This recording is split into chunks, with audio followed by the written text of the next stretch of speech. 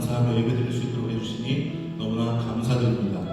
이 시간 주님께서 모든 영광을 받으시고 저희가 드리는 찬양 가운데 주님 함께하여 주시어서 주님께서 우리에게 말씀하시는 것이 무엇인지 깨닫고 그리고 우리의 삶에서 십자가의 그 모범이 잘 나타날 수 있도록 주님 인도하여 주시옵소서. 예수님의 이름으로 감사하며 기도드립니다. 아멘. 우리 가사를 마음으로 고백하며 다 같이 찬양드리며 나아가겠습니다. 우리 고백합니다. 만왕의 왕 내 주께서 왜 고쳐다니까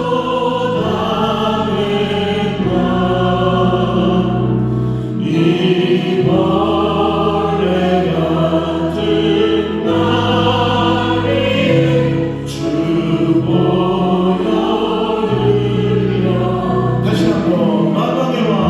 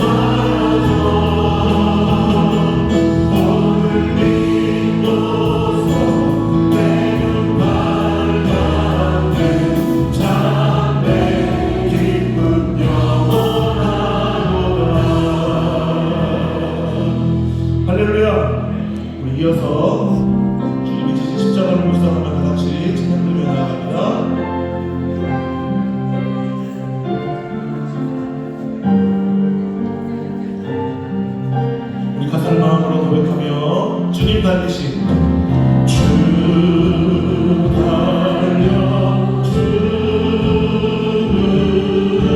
십자가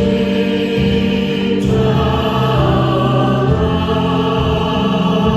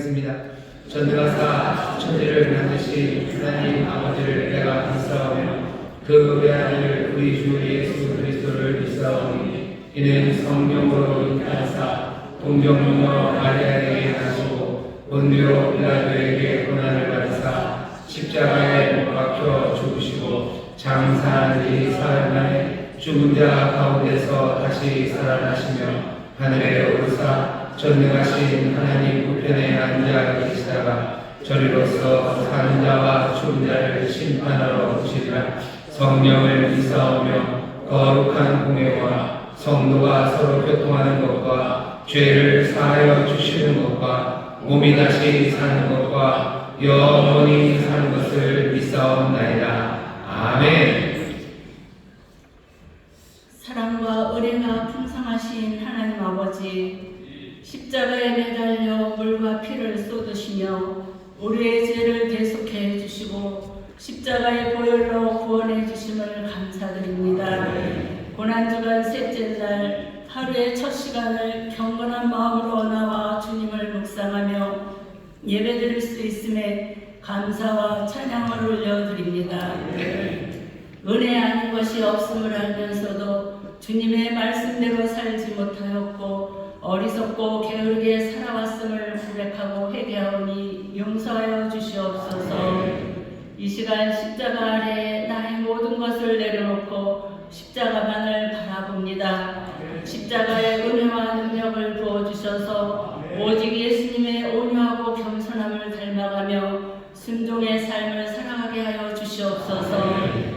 역사를 주관하시는 하나님 아버지, 나라를 이끌어가는 대통령과 위정자들에게 국민의 소리를 분별하여 들을 수 있는 귀를 열어주시고 낮은 자세로 국민을 섬길 수 있는 겸손한 마음을 갖게 하시어 세대 간의 갈등과 이념의 분열이 아니라 대화와 타협하는 정치를 하게 하옵소서.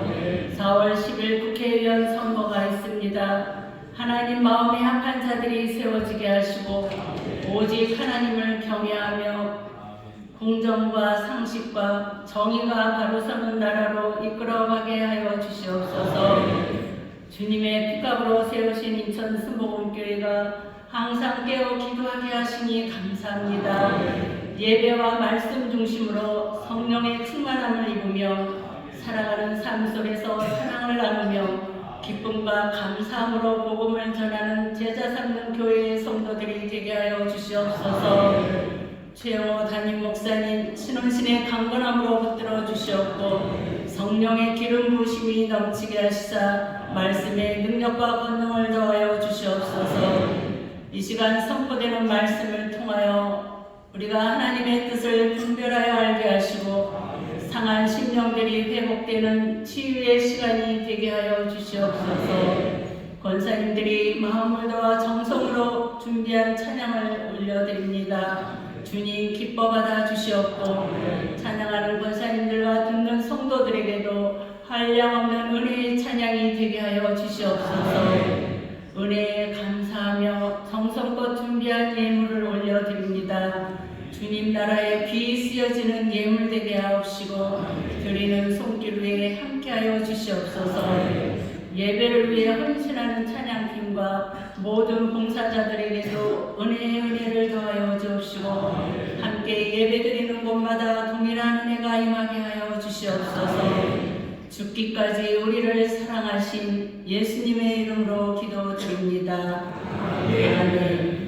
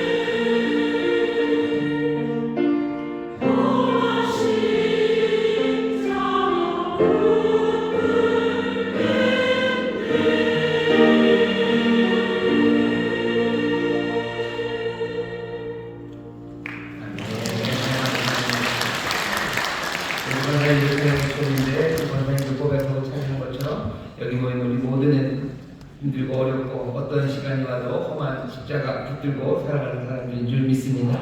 저에 계신 분들에게 서로 믿음으로 격려합시다. 험한 십자가 붙들고 삽시다. 험한 십자가 붙들고 삽시다. 아멘. 사람들은 피할지 몰라도 우리는 아닙니다. 우리는 그 십자가 사랑하고 십자가 붙잡고 살아갑니다. 거기에 우리의 모든 생명이 있고 또 우리의 삶의 모든 복이 그곳에 있기 때문인 줄 믿습니다. 험한 십자가 앞으로 나와 함께 예배하는 분들이 여러 곳에 계십니다. 반갑게 인사하겠습니다. 인천수도 한복하모니교회 여원하모니교회, 한단하모니교회, 숙제하모니교회, 인천하모니교회, 대전하모니교회, 대전의주와 우리한마모니교회, 원천사고센터, 전천학강사와 함께 예배하는 모든 분들 하나님의 나라와 주님입니다. 감사합니다. 고맙습니다. 오늘 수요일이고요. 고난주간 세 번째 새벽 기도회입니다. 오늘 하나님께서 또 달려나온 하나님의 귀한 자녀들 사랑하셔서 또 기도에 응답하시고 또 마음의 소원을 이루시고 우리의 삶에 또 그리스도 예수께서 가져다 주시는 귀한 생명으로 가득 채워 주실 줄 믿습니다. 오늘 우리에게 주시는 말씀은 베드로전서 말씀입니다. 베드로전서 2장입니다. 베드로전서 2장 1절부터 2절까지 말씀입니다. 베드로전서 2장 1절부터 2절까지 말씀입니다. 신약성경 378쪽에 있습니다. 베드로전서 2장 1절부터 2절까지 말씀 우리 다 같이 한 목소리로 공급하겠습니다. 그러므로 모든 악독과 모든 괴물과 의식과 시기와 모든 비방하는 말을 버리고 강한 아이들같이 순전하고 신령한 젖을 사모하라. 이는 이로 말미암아 너희로 구원에 이르도록 자라게 하려 함이라. 아멘. 우리 다시 한번 읽겠습니다. 시작. 그러므로 모든 악독과 모든 괴물과 의식과 시기와 모든 비방하는 말을 버리고 갓난 아이들같이 순전하고 신령한 젖을 사모하라. 이는 이로 말미암아 너희로 구원에 이르도록 자라게 하려 함이라. 아멘. 아멘. 오늘은 시기에 관하여 이야기를 나누려고 합니다. 시기의 죄라는 제목으로 말씀을 나눌 겁니다. 어딘 교만이었죠. 오늘은 시기입니다. 우리가 이번 고난주간 동안에 소위 오래전서부터 죽음에 이르는 7가지 죄 이런 명칭으로 불렸던 그 죄들을 하나씩 좀 살펴보려고 합니다. 그 죄들을 살피는 이유는 다른 것 아니죠. 우리의 모든 죄악들을 하나님께서 우리 예수 그리스도 주님에게 다 감당시키셨고 우리 주님께서 그 모든 죄악들을 다 감당하셨습니다. 그래서 그 죄로 말미암아 죽을 수밖에 없는 우리들 그 죄와 사망의 고리를 끊어내셔서 이제 우리는 더 이상 사망에 묶인 사람들 아니고 사망에 끌려다녀 살아가는 사람들 아닙니다. 근데 문제는 주께서 그 고리를 끊어내셨는데 여전히 우리 안에 죄악들이 남아있는 것 같아요. 그러니 확인해야 됩니다. 주님께서도 우리에게 다시는 죄를 짓지 말라고 분명히 말씀하시고 또 죄에서 점점 멀어지기를 우리에게 요구하십니다. 십자가에서 예수님께서 우리의 죄를 다 담당하셨다. 그러고 나서 그 뒤에 신약 성경에 있는 이야기들은 이제 너희는 죄와 상관없다. 그러니 죄의 이야기가 아예 없으면 예수님께서 우리의 모든 죄를 담당하셨으니 이제 우리에게 죄가 없구나 하고 살아갈 텐데 계속해서 우리에게 주시는 말씀들은 죄와 싸워나가는 우리들 그리고 그 죄와 싸워나가면서 점점점 성장하고 성숙해서 아들의 형상을 본받아가는 우리를 기대하고 계십니다. 우리가 아들의 형상 예수 그리스도의 삶을 제대로 지금 닮아 있는지 아닌지를 보면 우리가 그렇지 못하다는 사실을 발견할 수밖에 없고 그 여러 가지 예수님을 닮지 못하는 것의 결정적인 것은 우리 안에 여전히 죄가 남아있기 때문입니다. 우리 주님께서는 우리와 같은 육체를 가지셔서요 우리처럼 똑같이 시험당하셨어요. 하지만 죄가 없으시다라고 말씀하시죠. 우리도 아들의 형상을 본받아 닮아가려면 예수님처럼 우리 영혼 갖고 우리가 육신으로 살아가기 때문에 여러 가지 시련과 역경들 그리고 유혹에 노출되긴 하여도 죄가 없어지는 사람들 그 사람들이 아들의 형상을 본받아 살아가는 사람들입니다. 이것이 하나님의 뜻이에요. 하나님의 선하시고 기뻐하시고 온전하신 뜻이고 하나님께서 그 크신 은혜로 우리를 살려내시고 예수 그리스도 또 그 귀하신 사랑으로 우리를 위하여 모든 것을 내어주신 그 구속의 역사 십자가 사건이 우리 가운데 기대하는 바입니다. 우리가 예수님처럼 죄 없는 사람 되기를 원하는 것 사람들은 어떻게 너희가 그럴 수 있냐고 얘기를 해요. 하지만 그것이 분명히 하나님의 선하신 뜻입니다. 세상 사람들이 사람은 어차피 죄 짓고 사는 거 아니냐, 그냥 인생이라는 게 그런 거지, 모두가 다 죄를 짓는데 라는 말에 여러분 속지 마십시오.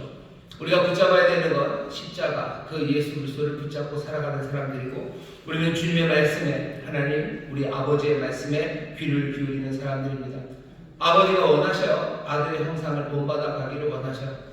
유혹은 있으셨고 시험 받으셨으나 죄가 없었던 바로 그 예수 그리스도께서 우리를 그 그리스도의 장성한 분량까지 자라날 수 있도록 계속해서 우리를 도우시고, 또 서로가 서로에게 격려하고 권면하고 또 본이 되도록 우리를 이끌어 가십니다. 우리의 삶이 변화될 것에 대해서 기대하셔요. 우리의 삶에서 죄가 점점 사라질 것에 대해서 분명한 소망을 가지셔야 됩니다. 그래야 십자가의 그 의미가, 십자가를 통해서 하나님 아버지가 또 우리 주님께서 이루시려고 했던 그 선하신 뜻이 우리 가운데서 하나하나 온전히 이루어져 가는 겁니다. 이번 고난주간을 맞이해서 내 안에 있는 모든 죄악들이 하나하나 씻겨져 죄 없는 사람으로 변화되어 가기를 소망하는 저와 여러분 되시기를 주의 이름으로 축원합니다. 주의 이름으로 축원합니다. 옆에 있는 분들에게 서로 고백합시다. 죄 없는 사람들 되기를 원합니다. 죄 없는 사람들 되기를 원합니다. 아멘. 아멘. 우리는 죄악들을 하나하나 덜어내기 시작하면서 우리는 예수님이 닮아가는 겁니다. 그래서 죄악들을 얼마나 5만 가지 죄악들이 있어요. 수만 가지 죄악들이 있는데 그 중에서도 교회가 이제껏 한 7가지 정도를 정해서요. 여기서부터 꽤 많은 죄들이 흘러나오기 시작한, 뭔가 머리가 되는 죄들, 뭔가 근원이 되는 죄들을 가르쳐 왔는데, 그것들 중에 7개 다는 아니지만 이 시절에 또 우리에게 중요하다고 생각하는 몇 가지를 이번 고난주간에 살피는 겁니다. 오늘은 시기입니다. 시기, 질투라는 그 죄가, 어쩌면 시기하는 그 마음이 우리 가운데 여전히 남아 있어서 우리를 죄악에서 떠나지 못하게 하고 계속해서 그 죄악에 머물게 하고 예수님 닮아가지 못하게 합니다. 우리 안에 있는 이 죄악이 먼저 확인돼야 돼요. 우리에게 시기가 있는가? 아니, 시기라는 건 도대체 그것이 죄인가? 그것부터 확인돼야 되겠죠. 시기는 죄입니까? 오늘 본문 보면 뭐라고 되어 있죠? 시기와 모든 비방하는 말을 버려라. 그래서 너희가 구원에 이르도록 자라야 된다고 말씀하셔요. 시기는 분명히 죄입니다. 갈라디아서 5장 9절에 보면 여러 가지 죄악과 그리고 죄악된 사람들을 이야기하는데요. 음행과 더러움, 방탕과 우상 숭배, 여러 마술, 원수 맺는 것, 다툼, 시기, 분냄, 분쟁, 이런 이야기들을 갈라디아서 5장 19절에서 쭉 이야기를 해요. 그리고는 21절에 뭐라 그럽니까? 이런 사람들은 하나님 나라를 상속받지 못한답니다. 하나님 나라를 상속받지 못해요. 하나님 나라, 천국에 들어가지 못합니다. 천국을 누리며 살 수 없습니다. 마음에 여러 가지 죄악들이 있지만 그 중에 하나가 분명히 시기예요. 시기하는 마음이 있으면 하나님 나라 들어갈 수 없고, 시기하는 마음이 있으면 천국을 누릴 수 없습니다. 천국의 기쁨과 평화, 그것 누리려면, 천국의 부유함과 풍요로움을 누리려면 이 시기를 버려야 합니다. 이 시기가 뭔지 우리는 알아요. 우리 안에 이 시기가 있다는 것 누구보다도 스스로가 잘 압니다. 시기하는 마음에 뭐라 해야 되나, 딱 드러나는 건 이런 거죠. 우는 사람과 함께 울라 그러시고 또 웃는 사람과 함께 웃으라 그러시는데, 이상하게 웃는 사람과 함께 웃지 못하는 사람들이 있어요. 남들이 웃으면 불행해지는 사람들, 남들이 웃으면 슬픈 사람들이 있죠. 왜 그렇습니까? 말이 안 되죠. 꼭 그래야 되는 건 아닌데 남들이 웃는데 나는 울고 싶은 사람이 있습니다. 남들이 잘 되는데 내가 슬퍼요. 내가 가슴 아픕니다. 이상하죠? 뭔가 약간의 정신병 같아요. 남들이 잘 되는데 내가 왜 슬픕니까? 근데 그렇게 됩니다. 우리나라 속담 중에 원로 목사님이 참 싫어하시는 속담이죠. 사촌이 땅을 사면 어떻게 됩니까? 배가 아프대요. 원로 목사님 어떻게 가르치시죠? 사촌이 땅을 사면 와, 좀 너 이런 거예요. 그게 맞는데 사촌이 땅을 사면 이상한 배가 아파요. 도대체 왜 배가 아픕니까? 그 배를 아프게 하는 거 바로 그게 시기라는 우리 안에 있는 마음이고, 그것은 분명히 죄라고 말씀하셔요. 남들이 우는데 나는 즐거운 사람들이 있어요. 그건 더 고약하죠. 남들이 우는데 왜 즐겁습니까? 근데 이상해요. 남들이 울면 즐겁습니다. 은근히 즐겁습니다. 앞에서는 위로하는 척하지만 웃음이 쓱 나와요. 옆집 영숙이 엄마 아들이 갑자기 대학을 떨어졌대요. 공부 잘한다고 그랬던 친구가 뭐가 잘못됐는지 마지막 시험을 망쳤는데 시험을 떨어졌어요. 영숙이 엄마가 웁니다. 그러니까 또 영숙이 오빠 시험에 떨어진 영철이가 울어요. 우는 자들과 함께 울어야 되는데 앞에가 뭐 그럴 수도 있지라고 물어요. 하지만 돌아서면서 씩 웃어요. 몇 년 동안 영철이 공부 잘한다고 영숙이 엄마가 자랑하는 거 생각하면서 씩 웃습니다. 웃는 자들과 함께 웃고 우는 자들과 함께 울어야 되는데 이상하게 웃는 자들 보면 내가 슬프고 또 사람들이 울으면 내가 기뻐하는 이 묘한 비틀어진 마음들, 이것이 시기예요. 이 마음이 있는 사람들 하나님 나라 갑니까? 뭐 마음이 그런 거 아닙니까? 사람이 다 그런 거 아닙니까? 속담에도 있는데 야 사람은 그런 것 아닙니까? 아니요, 분명히 얘기하셔요. 시기, 그 사람들은 하나님 나라를 상속받지 못합니다. 오늘 우리가 읽은 베드로전서의 그 시기, 그런 모든 말들은 버리라고 얘기하셔요. 여러분 시기를 버리게 되시기를 주의 이름으로 축원합니다. 버리라고 하셔서 반드시 버려요. 있어도 되고 없어도 되고 예수님께서 우리를 위해서 십자가 돌아가시고 우리의 모든 죄악을 담당하실 때 우리의 시기하는 마음, 시기로 인해서 벌어지는 온갖 추한 것들, 그것으로 인한 사망, 몽땅 다 깨뜨리시고 몽땅 다 치워내시고 우리에게 말씀하시는 것. 이제 너희 시기하는 삶을 살지 말라고, 너희가 다시는 죄 짓지 말라고 말씀하신 주의 말씀이 우리 가운데 이루어지기를 바라고 또 그렇게 될 줄 믿습니다. 그렇게 될 줄 믿습니다. 자, 시기는 이렇게 문제가 되는 거라는 것 확인하고 나면 시기가 뭔지 우리는 좀 압니다. 시기라는 게 여러 가지 방식으로 생겨나지만 어쩌면 가만히 들여다보면 시기는 눈에서부터 시작합니다. 시기라는 영어 단어가 envy예요. envy가 인비디아라고 하천에서 온 건데요. 인비디아는 BD 이렇게 돼 있죠. 비디아예요. 비디오죠. 보는 겁니다. 이렇게 들여다보는 거예요. 그러니 envy, 질투하고 시기하는 것은요. 어디서부터 옵니까? 들여다보는 데서 와요. 보는 데서 와요. 그리고 또 보는 데서 오고요. 잘 들여다보면 눈이 이상해지죠. 그러니 묘하게 보는 게 시기입니다. 시기하는 사람들은 이상한 시큰둥한 표정을 지어요. 왜 시큰둥한 표정이 생기냐면 이상하게 보기 때문입니다. 내가 이상하게 봐요. 다른 사람들은 이상하게 봅니다. 시기하는 마음이 있으면 이상하게 봅니다. 성경에 이런 사람이 하나 있어요. 누구냐면 사울입니다. 사울은 시기와 질투의 화신처럼 우리에게 그려집니다. 이 사람이 시기하고 질투할 이유가 없어 보여요. 왜? 이 사람은요, 좋은 집안 사람입니다. 베냐민 집파 사람이에요. 베냐민이면 뭐 막내 아닙니까?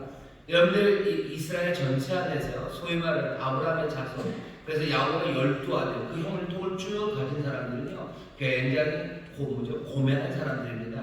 애굽에서 나올 때 온갖 잡족들이 다 섞여서 나왔어요. 가나안 땅을 오면서 이런저런 사람들 섞였어요.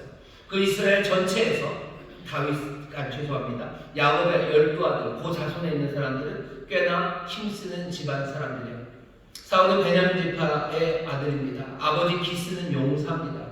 집안도 좋고요. 그리고 그 윗대도 훌륭한 영웅 같은 영웅의 아들이 사울이에요. 사울은 그런 좋은 집안에서 태어났고 또 사람들 이야기를 들어보면 키도 커요. 키도 크고 얼굴도 잘생기고요. 뭐 하나 빠진 게 없는 사람입니다. 그러니 시기하고 질투할 일이 없을 것 같죠? 아니요. 여기 있는 이 사울처럼 시기하고 질투하는 사람이 성경에 없을 정도로 사울은 그런 사람이었어요.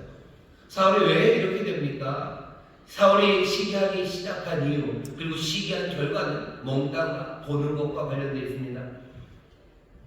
다윗이 골리앗을 죽였어요. 골리앗을 죽이고 이제 돌아옵니다.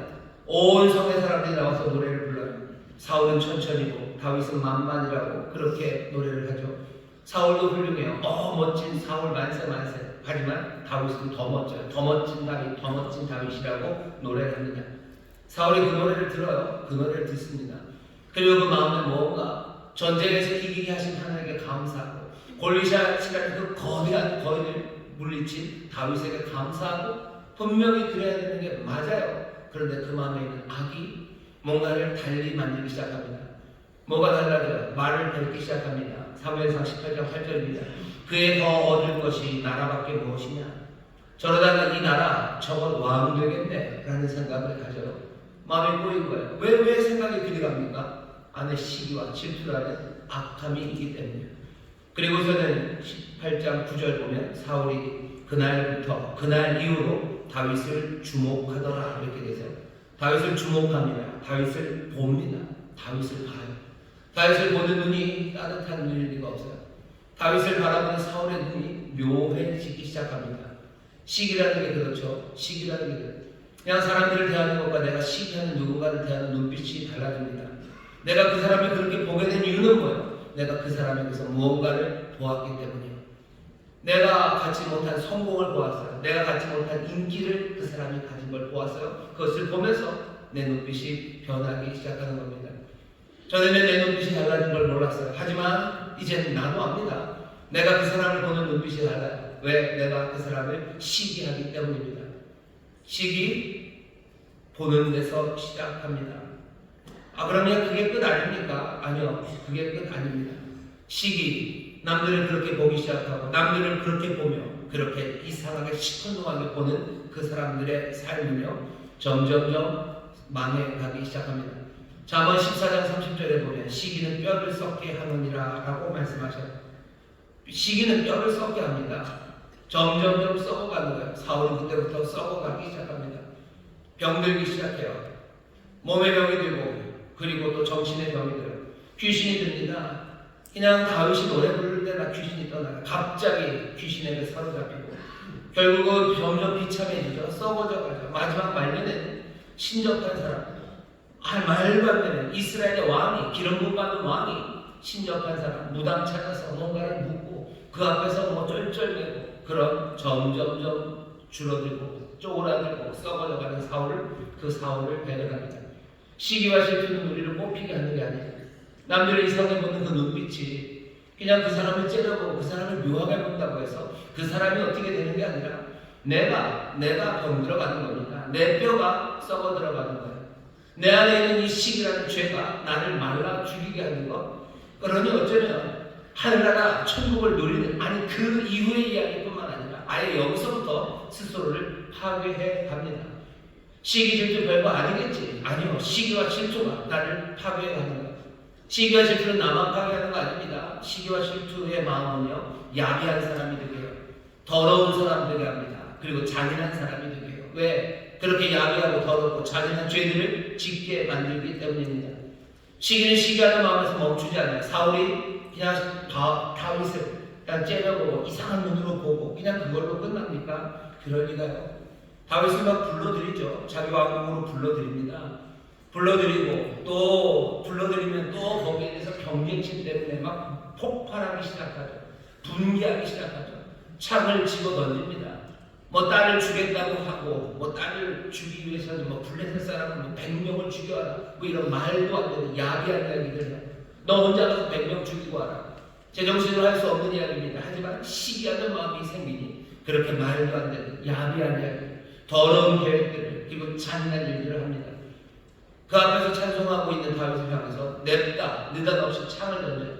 어떻게 이스라엘의 왕이 자기 신하를 향해서 그렇게 창을 던집니까? 창을 던집니다. 왜? 시기하는 마음이 사람을 제정신이 아니게 만듭니다. 야비하게 만들어요. 그리고 더럽게 만들어요. 그리고 잔인하게 만듭니다. 다윗이 결국 도망가죠. 이럴 수는 없다. 도망가니 사울은 어떻게 합니까? 온 군대를 이끌고 온 이스라엘 땅을 다윗을 찾아 돌아다닙니다. 블레셋과 싸워야 되는 군대예요. 하나님의 나라, 하나님 나라 백성들을 지켜야 되는 그 군대를 가지고 다윗이 쫓아다니는 일, 사울은 그 일을 합니다. 온 나라를 망치고 있어요. 잔인하게 바보처럼 그렇게 사울은 점점점 쓰러져 갑니다. 자기의 뼈가 사가지고 자기의 뼈가 썩을 뿐만 아니라 온 나라를 망치는 것, 여기 사울 안에 있는 시기입니다. 망하고 망치는 거예요. 어쩌면 이 시기가 벌이는 가장 끔찍한 일은요, 이 시기가 예수님을 죽입니다. 대제사장들이 왜 예수님을 십자가에 넘깁니까? 왜 예수를 죽입니까? 성경 분명히 얘기해요. 그들이 시기하는 거예요. 뭔가 신성 모독한다는 죄목을 가져다 붙여요. 하지만 어찌 죄 없는 사람, 아무리 찾아도 죄 없는 사람에게 죄를 뒤집어 씌웁니까? 그것도 대제사장들. 어떻게 대제사장들이 거짓 증인들을 갖다 불러모아서 아무 죄 없는 사람을 그것도 남의 손에, 로마의 손에 어떻게 넘깁니까? 근데 대제사장들이 그 일을 해요. 야비한 일, 더러운 일, 잔인한 일을 왜 해요? 대제사장들이 시기이기 때문에 하는 겁니다. 시기한다는 것, 질투한다는 것, 이만큼 무서워요. 나를 망치고 다른 사람을 망치고 예수를 십자가에 죽일 만큼 그렇게 무서운 일, 그리고 추한 것이 시기입니다. 시기는 보는 데서부터 시작한다 그래서 뭘 보는데 그렇습니까? 시기하는 마음이 자꾸 생기고 시기가 점점점 불타오르기 시작하는 이유는 이 보는 것인데 뭘 봐요? 남의 성공을 쫓아보기 때문입니다. 계속해서 내 눈이요 다른 사람들의 성공을 쫓아보는 거예요. 그러면서 드는 생각은 그러면 나는 왜 나는 아닌데 왜 나는 아닌데. 사울이 다윗을 봅니다. 다윗의 뭘 봐요? 다윗의 승승장구를 봐요. 사람들이 백성이 다윗을 칭송하는 걸 봅니다. 그러면서 시기가 자라요. 다윗을 누가 사랑해요? 자기 사랑하는 아들 장남 요나단이 다윗을 좋아합니다. 그게 또 시기가 나는 거예요.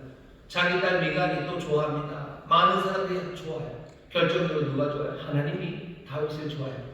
하나님이 다윗을 사랑합니다. 그게 사울을 미치게 만드는 거예요. 계속해서 그 사람의 성공을 쫓아가요. 그것들을 보면서 왜 나는 아닐까? 왜 나는 아닐까? 왜 나는 이라는 생각을 합니다.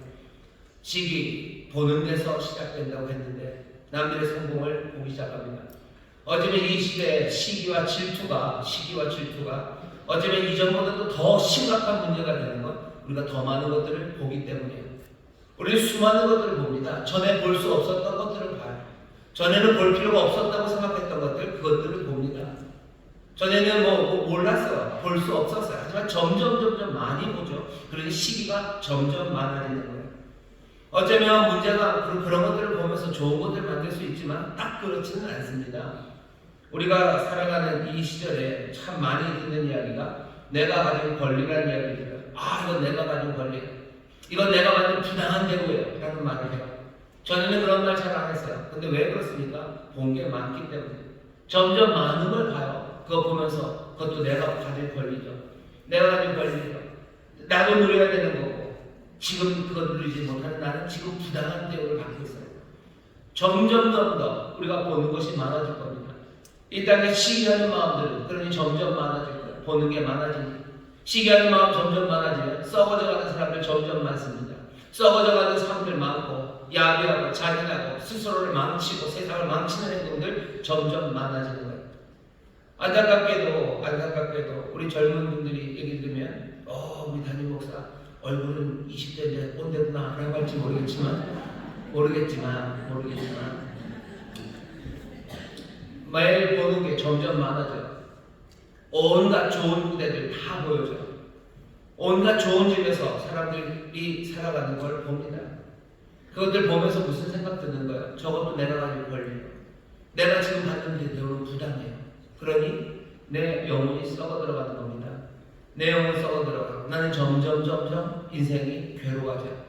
나는 괴로워지고 그래서 어쩌면 잔인한 일들, 야비한 일들 하기 시작합니다. 사람들 향해서 돌 던지고 사람들 향해서 비난하고 우리의 것을 뺏겼다고 말하기 시작하고 내 권리는 어디냐고 우리는 부당한 대우받았다고 억울해합니다. 어쩌면 시기하는 마음들, 시기로 인해서 점점 슬퍼지는 세상들, 엉망이 되어가는 일은 우리 앞에 점점 더 많아질 거예요. 왜? 시기는 늘 성공을 쫓아가기 때문이고 우리가 그것들을 점점 더 많이 보기 때문입니다. 시기는 우리의 보는 것, 그것들을 성공을 쫓아보면서 시작이 돼요. 또 시기라는 건 보는 거랑 관련되어 있기 때문에요. 항상 시기는 어디를 향합니까? 가까이에서 작용합니다. 보이지 않는 것에 대해서 시기하지 않아요. 멀리 있는 것 시기하지 않습니다. 뭘 해요? 가까이 있는 것들을 시기하고 질투하는 겁니다. 여러분들이 전지현 씨를 별로 시기하고 질투하지 않으셔요. 원래 그 양반은 그런 멀리 계셔요. 하지만 우리 동참 영숙이는 내가 질투합니다. 걔가 왜 나보다 이뻐졌는지 모르겠어요. 그러면 질투합니다.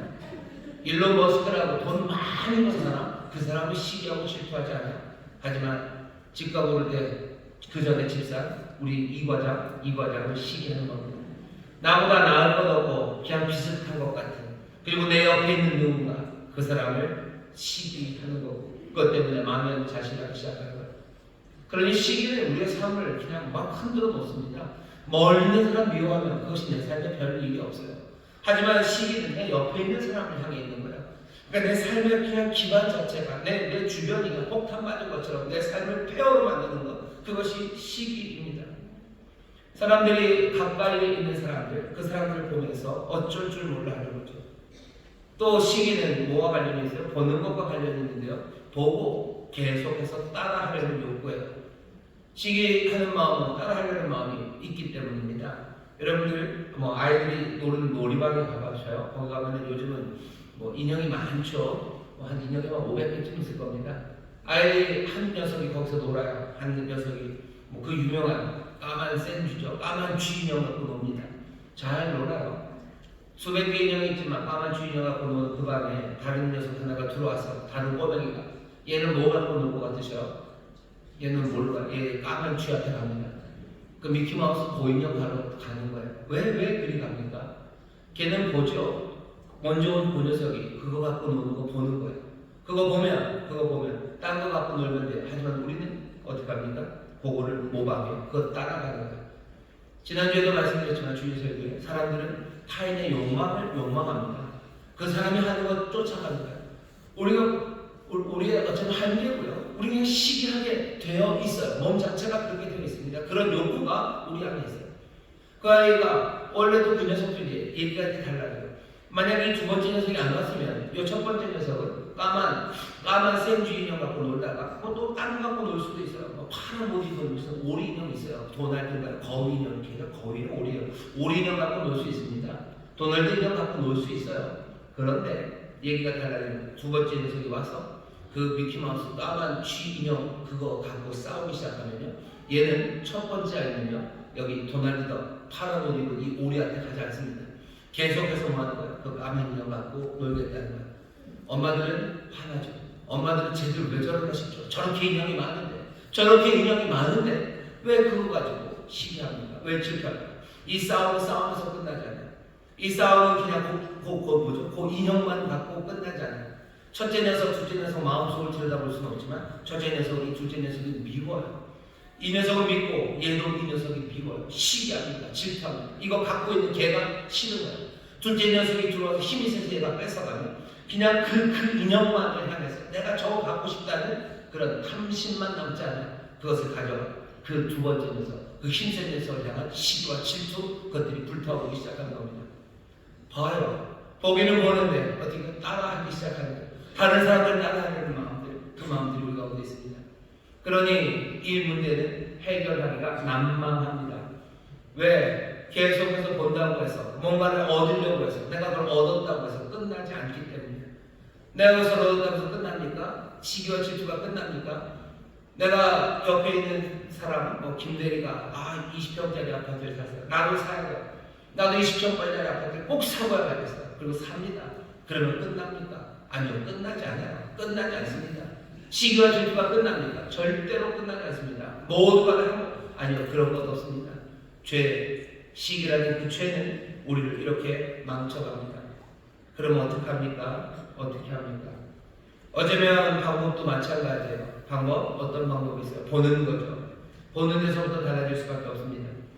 보는데 달리 보는 사람이 있어요. 똑같이 다윗을 보지만 사울은 시기와 질투를 봅니다. 하지만 요나단은 달라요. 사울의 아들 요나단은요 다윗을 보면서 시기하지 않습니다. 시기하지 않아요. 요나단은 분개하지 않아요. 요나단은 다윗을 보면서 경쟁하지 않아요. 그 다윗을 보면서 온갖 술수로 야비하고 잔인한 행동하지 않습니다. 어떻게 요나단은 이 다윗을 똑같이 보면서 시기하지 않습니까? 뭐가 다릅니까? 딱 하나예요. 성경은 뭐라고 얘기해요? 요나단은 다윗을 사랑한다고 되어 있어요. 요나단은 다윗을 사랑합니다. 사랑하면 시기하지 않아요. 내 사랑하는 아들이 좋은 집 샀다고 해서 내가 시기하지 않습니다. 부럽기는 하겠죠. 내 딸이 정말로 옷을 입으니 너무너무 예뻐요. 그렇다고 해서 그 딸을 시기하진 않아요. 부럽긴 좀 하실 겁니다. 젊음이 부럽고 키가 부럽고 날씬한 게 부러우시겠죠. 하지만 부러우면 지는 거지 부러움이 죄는 아니에요. 그냥 부럽죠. 그냥 그게 다예요. 그리고 뭐요? 그냥 즐겁죠. 행복하죠. 내가 사랑하는 얘기가 달라요. 다윗이 칭찬받고 다윗에게 젊음이 있고 다윗에게 하나님의 은혜가 있는 것에 대해서 다윗이 가는 곳마다 전쟁에서 승리하는 것에 대해서 요나단은 시기하지 않습니다. 좀 부럽긴 했을 거예요. 하지만 요나단은 절대 시기하지 않아요. 그냥 그게 감사할 뿐이에요. 그게 행복할 뿐이에요. 어떻게 그렇게 생각합니까? 어떻게 똑같이 봤는데 우리가 시기를 이겨내는 방법도 보는 거예요. 보는데 어떻게 보면 사랑으로 보는 겁니다. 고린도전서 13장 보면 13장 4절에 사랑은 오래 참아요. 사랑은 오래 참고 온유하며 투기하는 자가 되지 아니하며 사랑이 우리를 투기하는 자가 되지 않게 할 겁니다. 여러분들 사랑으로 보기 시작하는 여러분 되시기를 주의 이름으로 축원합니다. 사랑으로 보시기를 주의 이름으로 축원합니다. 다른 사람의 성공과 복에 대해서 내가 소곤거리고 뒤에서 험담하는지 아니면 그 사람이 받은 복으로 감사하는지 여러분 살펴보시면요, 나는 그 사람을 사랑하는가? 뭘로 알아요? 그 사람이 잘 되고 그 사람에게 하나님의 복이 가득하고 그 사람의 행운이 가득했을 때 나는 그것이 감사하고 기쁜가? 그럼 나는 사랑하는 사람입니다. 그게 아니라면 뭐요? 나는 그 사람을 시기하는 거야. 나는 그 사람을 사랑하지 않는 겁니다. 목사님들도 그래요. 목사님들도 이웃의 교회가 굉장히 좋은 소식이 들리고 성공하고 부흥하고 좋은 목사님이 오셔서 그렇다는 이야기를 들어요. 그럼 목사님은 무슨 마음이 들 것 같으세요? 저는 어떤 마음이 들 것 같으세요? 목사님 시기하시겠다, 질투하시겠다. 쩝 그래야 됩니까? 그건 아니죠. 어떻게 해야 되는 거예요? 사실은 감사해야 되는 게 맞죠. 왜? 하나님의 역사가 이루어지고 또 하나님이 좋은 선물을 어디 멀리 주지 않으셨어요? 우리 주변에 주셨어요. 시기라는 게 멀리 있는 게 아니에요. 멀리 있는 게 아니라 가까이 있는 게 가까이 있습니다. 하나님께서 저기 좋은 일 행하셨다고 시기하진 않아요. 근데 하나님이 이상한 복을 내 가까이 준 사람을 시기하는 말도 안 되는 일을 합니다. 여러분들 어떠세요? 여기 젊은 분들 계세요. 친구가 결혼을 해요. 내 친구가 결혼을 합니다. 그것도 심지어 아주 좋은 사람과 결혼해요. 그럼 어떠셔요? 진심으로 기쁘셔요? 그 일 때문에 하나님께 감사하셔요? 아니 왜 내가 아닌가 해서 여러분들 투덜대시고 뭔가 축원은 해주지만 입맛이 씁니까? 입맛이 쓰고 내 뼈가 썩어 들어가는 것 같고 뭔가 자꾸 야비한 생각 들고 뭔가 이상한 이야기들, 이상한 생각들이 듭니까? 내가 그 친구를 사랑합니까? 내가 그 친구를 사랑한다면 내 친구가 정말 잘 결혼하는 거 얼마든지 즐거워하고 감사할 텐데 우리에게 시기의 마음입니다. 시기는 뭘로? 사랑이 오래 참습니다. 온유합니다. 그리고 투기하는 자가 되지 않게 해요. 시기가 내 뼈를 상하게 하고 야비한 삶을, 많은 사람들의 삶을 엉망으로 만들고 결국 예수 그리스도가 십자가에 못 박게 하고 그래서 우리를 하나님 나라 천국 백성 되지 못하고 천국을 누리지 못하게 하는 그런 심각한 죄라면 거기에 대한 반대되는 것, 우리 사랑, 이 사랑의 마음들을 우리가 마음에 품어야 합니다. 옆집 자녀 성공할 때 여러분들은 어떠셔요? 옆집 아이가 좋은 학교 갔습니다. 그럼 여러분들은 어떠셔요? 정말로 감사하고 기뻐합니까? 아니면 뭔가가 여기서 말 못할 뭔가가 여기서 끓습니까?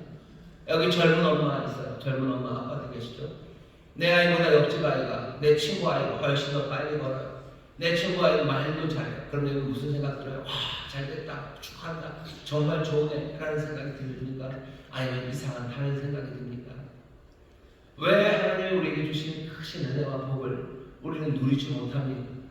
다른 사람이 받은 은혜를 왜 난 누리지 못합니까? 딱 하나죠. 우리 안에 있는 시기하는 마음 때문에. 부러워할 수는 있어요.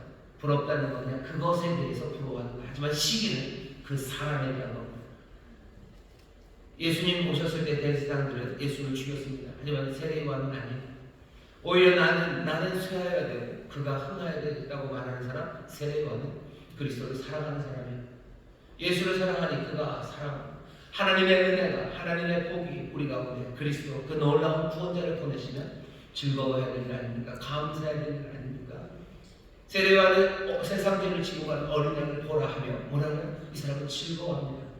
세상죄를 지고 가는 어린양이 우리에게 오셨어요. 하나님의 은혜가 임해서 그러니 세례요한은 즐거워하고 기뻐하는 게 맞죠. 그런데 그리스도가 왔는데도 불구하고 대제사장들은 예수님을 십자가에 못 박습니다. 이 사랑이 어떻게 옵니까? 우리가 시기가 바라보는 데서부터 오는 것처럼 어쩌면 이 사랑도 바라보는 데서 옵니다. 뭘 바라봐야 됩니까? 그리스도의 십자가, 그 십자가를 보셔요. 십자가에서 뭘 보셔야 되냐면요, 그 은혜와 선하심에 넘치는 충분함을 보셔야 됩니다. 물과 피를 쏟으셔요. 십자가, 거친 십자가 앞으로 오셔요. 거기 우리의 모든 죄악을 담당하시고 나를 구원하시고 나를 사랑하시고 나에게 긍휼과 자비를 베푸시는 하나님의 은혜 앞에 서셔야 돼요. 모든 것 쏟아내셔서 부족함이 없게 채우시는 그 사랑을 보셔야 돼요. 하나님의 은혜와 선하심이 부족하지 않습니다. 우리는 제로섬 세상을 사는 게 아니에요. 세상은 제로섬이에요. 누가 많이 얻으면 누가 덜 얻는 거죠. 저 녀석이 행복한 만큼 나는 불행해지는 것, 그것이 우리가 사는 세상이라고 생각하기 때문에 우리 세상에서 좋은 일이 일어났을 때 기뻐하지 못하는 겁니다. 우리가 늘 보호하던 건 다 제로섬이었어요. 우리가 이제껏 보호했던 건 늘 제로섬이고 늘 부족한 세상만 보호했어요. 그러니 이거 누가 가져가면 내가 힘들어질 거예요. 이거 누가 가져가면 내 몫이 줄 거예요. 늘 보호했던 게 그거였기 때문에 우리는 시기하는 마음, 그것들을 오히려 더 강화하며 살았습니다. 하지만 십자가 앞에 나가면 달라요. 그 선하심과 인자하심이 한이 없으셔요. 한이 없으셔요. 이것 걔가 가져갔다고 해서 내게 올 게 줄어든다. 아니요, 그렇지 않습니다. 넘치는 은혜요, 충만한 은혜요, 나에게 그것들 주십니다. 그러면 내가 경쟁해야 될 이유도, 분개해야 될 이유도, 악의를 품어야 될 이유도 없어요. 바울에게 하셨던 예수님의 주님의 말씀처럼 내 은혜가 내게 족하다, 내 은혜가 너에게 넘친다라는 그 말씀이 십자가 그 아래서 들리는 겁니다. 고난주간 우리가 십자가 앞에 나왔어요. 오늘 이 십자가 앞에서 우리가 들어야 되는 건 우리를 향해 베푸시는 하나님의 선하심과 하나님의 긍휼과 자비하심이 한이 없으시다는 것, 그거 보셔야 돼요. 은혜는 한이 없어요. 저 친구가 받아갔다 해서 내게 절대 줄어들지 않습니다. 넘치고 또 넘치도록 주시는 우리 주님의 사랑을, 그 나를 향한 하나님의 놀라우신 자비하심과 그 선하심과 인자하심을 여러분들 분명히 보시기를 주의 이름으로 축원합니다. 주의 이름으로 축원합니다. 오늘 베드로서 2장에서 신령한 저주를 사모하라죠. 날마다 자라가라죠. 날마다 자라가는 건 뭐겠습니까? 마찬가지로 은혜, 채우시는 은혜, 그것들을 날마다 체험해 가야 합니다. 내가 가지지 못한 것, 그것이 내 정체성이 아니야. 나는 누굽니까? 나는 은혜로 산다는 것, 하나님이 내게 있다는 것, 하나님이 나를 기뻐하신다는 것, 나는 그 은혜로 충분하다는 것, 그 신령한 젖을 날마다 먹는 거예요. 말씀으로 먹습니다. 서로 권면합니다. 그리고 삶 가운데 하나하나 그 기적을 체험하며 나는 은혜의 충만함을 배워 사는 겁니다. 그러니 나는 뭐라고 말해요? 나는 은혜로 산다. 내게 부족함이 없다. 주께서 내 인생의 잔을 채우신다. 옆에 녀석 잔이 채워졌다고 해서 내 잔이 줄어드는 건 아니에요. 주님이 내 잔을 채우실 거예요. 넘치게 채우실 겁니다. 그러니 옆에 있는 녀석, 내 친구의 잔을 채우실 때 나는 기뻐할 수 있어요. 왜? 세상에 하나님의 복이 더 넘쳐나기 시작하고 하나님의 선하심이 이 땅에 주어졌기에 나는 즐거워하고 감사할 수 있는 거지. 그 잔이 채워졌다고 해서 내 잔이 비워질 것 생각하면 시기하고 질투할 이유가 없습니다. 나 자신에 대해서 다시 한번 생각하셔요. 시간이 갈수록 나는 은혜로 산다고, 내 삶은 하나님의 기쁨이 된다고, 내 인생의 정체성을 그렇게 확인하십시오. 시기하는 사람들은 자기 인생의 정체성을 또 은혜로 정체성을 말하지 않아요. 자기가 가지지 못한 것, 그것으로 자기 정체성을 봅니다. 그런 사람들은 뭐라고 얘기해요? 나는 누구예요? 나는 명문대생을 주지 못한 애비예요. 그렇죠?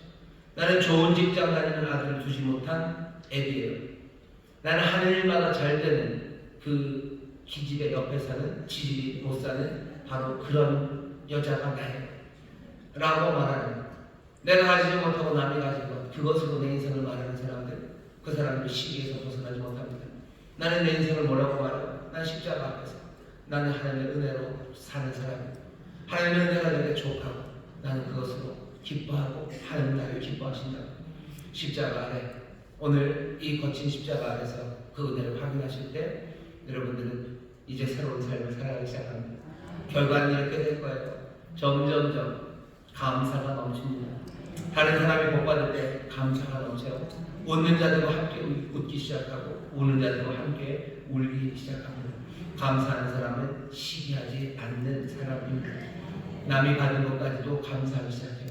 남이 받는 것, 그것으로 함께 하나님께 감사하고 기뻐하는 사람들, 예수 그리스도 이 땅에 오셔서요, 우리에게 복 주시고 우리의 삶이 잘 되는 걸 보시며 예수님 기뻐하셔요. 하나님께 감사하십니다. 바울, 다른 교회들이 하나님의 은혜를 누리고 또 부흥하고 발전하는 거 보면 바울도 되게 감사합니다. 자기에게 좋은 일이 일어나는 거 아니에요. 거기에 좋은 일이 일어났어요. 하지만 내가 하나님께 감사하노라. 왜? 바울은 사랑하기 때문에. 십자가 안에서 우리에게 주는 내가 족한 것을 그 살아계신 주님 발견하며 바울 확인했고, 날마다 어려움과 시련 가운데도 내 은혜가 내게 족하다라는 그 말씀으로 바울은 점점점 성장하고 자라는 사람들입니다. 오늘 이 자리에 나온 우리 모든 성도들도 이 시기의 마음 벗어버리고 사랑으로 변하게 점점 더 감사하시되 정말로 다른 사람이 받는 복으로도 감사하기 시작하는 웃는 자들과 함께 웃고 우는 자들과 함께 우는 여러분들 되시길 그렇게 예수님 닮아가시고 그렇게 천국을 여기서도 누리시고 또 그 영원한 나라 그 천국을 소유하게 되는 여러분 되시기를 주의 이름으로 축원합니다. 기도하겠습니다. 하나님 감사합니다. 시기와 질투로 살아가지 말게 하시고 주여 은혜를 보며 사랑의 사람들 되게 하여 주시사 감사하며 살아가는 우리 모두가 되게 하여 주시옵소서. 주여 우리가 그렇게 십자가를 바라고 우리의 눈빛이 달라지기를 원합니다. 주여 세상을 보는 우리의 눈빛이 내 이웃을 보는 우리의 눈빛이 정말 예수 그리스도 닮아가기를 원하오니 주여 우리를 도우시고 성령님 우리를 인도하여 주옵소서. 감사드리며 예수 이름으로 기도하옵나이다. 아멘. 그 시간에 통성으로 기도하실 때 성령님 우리를 십자가 앞으로 인도하여 주시소. 우리에게 베푸시는 은혜 그 자비와 긍휼의 충만함을 보게 하여 주시옵소서. 내가 은혜로 삶을 보게 하여 주옵소서. 내가 하나님의 사랑하는 삶을 바라보게 하여 주시옵소서. 내가 십자가 바라봄으로 나도 사랑하는 사람 나도 감사하는 사람으로 바뀌실 줄 믿사오니 오늘 이 시간 또 이 사순절 이 고난 주간의 시간이 십자가 앞에서 시기 질투하던 내가 감사하는 나로 변화되게 하여 주시옵소서. 간절히 기도하시는 성령님 우리를 도와주실 줄 믿습니다. 주여 새롭게 부르시고 통성으로 기도합니다. 주여 아버지에게 감사합니다. 아버지에게 감사합니다. 아버지 시기하고 질투하는 사람 아버지 시기하는 자들 아버지 충고를 소유하지 못합니다. 아버지 시기하는 자들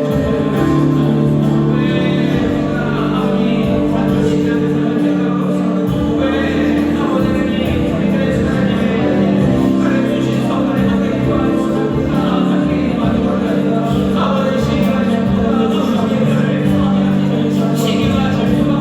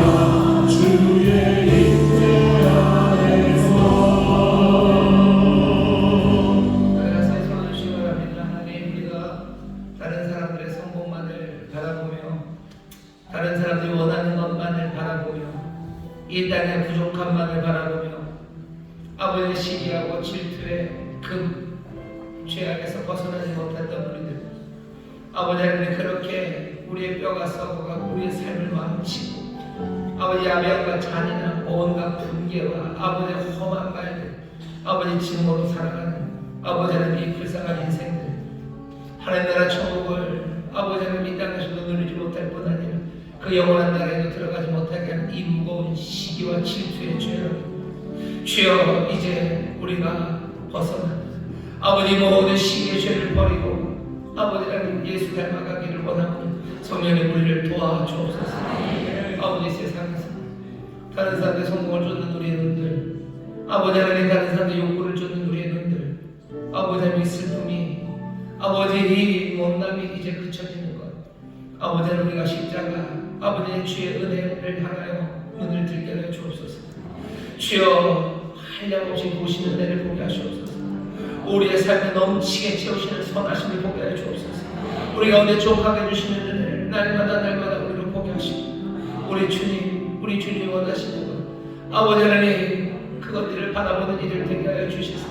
주여 예수 닮아가는 이들 되게 하여 주시옵소서. 우리 예수님 닮아가는 이들 되게 하여 주시옵소서. 아버지 정말 우리의 구원이 우리가 하나님의 복을 받는 것을 우리 주님이 기뻐하시고 주여 우리가 우리 사랑하는 형제들 우리 이웃들 하나님의 복을 누리며 아버지 하나님 그들의 삶의 기쁨이 가득한 것을 함께 기뻐하는 이들이 되게 하여 주시옵소서. 아버지 함께 감사하는 이들이 되게 하여 주시옵소서. 주님 이 아름다운 변화가 우리의 뼈를 윤택하게 할 줄 믿습니다. 아버지는 우리의 세상을 밝게 만들고 아버지 행복하게 만들고 이 땅에서 천국을 누리게 할 줄 믿습니다.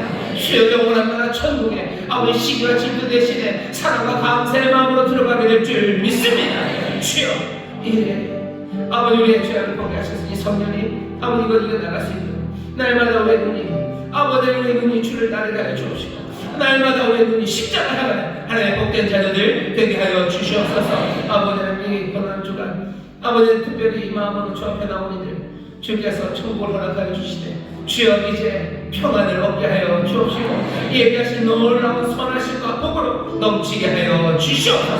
하나하나 시기를 버리고 아버지 신령한 저주로 자라가는 이들 아버지를 담대한 믿음으로 서게 하시고 또 그 삶에 필요한 것 채우시는 아버지의 귀하신 복을 누리게 하시사 아버지 우리의 삶이 정말 하나님이 은혜 주시는 삶 주여 주 안에서 기뻐하는 삶 아버지 하나님 주 안에서 만족하는 주의 백성의 삶들이 되게 하여 주시옵소서. 주 앞에 나와 예배하며 정성을 다하여 준비한 예배를 드리니 주님 받으시고 주의 나라와 영광을 위하여 사용하여 주옵시고 이들이 수고하고 땀 흘리는 것에 아버지 하나님 귀한 열매 주시옵소서. 하나님 많은 사람들에게 좋은 것 나눠주는 삶들이 되게 하시고 아버지 풍성한 것으로 하나님께 영광 올려드리고 많은 사람들 살리는 하나님의 능력이 되게 하실 줄 믿사옵니다. 아버지 하나님이시여 하늘의 모든 신령한 것과 땅에 기름진 것들로 넘치게 하여 주옵소서. 감사드리며 예수님의 이름으로 축복하며 기도하옵나이다. 아멘. 이제는 우리 주 예수 그리스도의 원하시는 은혜와 아버지 하나님의 극진하신 사랑과 성령 하나님의 교통하심과 충만케 하심과 역사하심 오늘 함께 예배하고 이제 세상으로 나가는 하나님의 귀한 자녀들 위해 그들의 사랑하는 가정, 구역, 일터, 주가 피값으로 사신 이 귀한 교회와 주님 긍휼히 여기시는 이 나라, 이 민족 위에 이제로부터 영원토록 함께 하시기를 간절히 축원하옵나이다. 아멘. 아버지 신령 아버지 감사 아버지 내 삶에 주신 복을 이제는 내 형제들과 이 땅에 가신 하나님의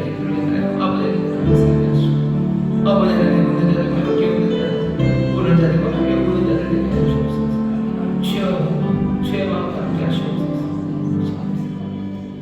우리 예배를 받으시고 기대를 받으신 하나님께 감사의 말을 감사합니다. 평안히 가십시오. 주님 함께 하십니다.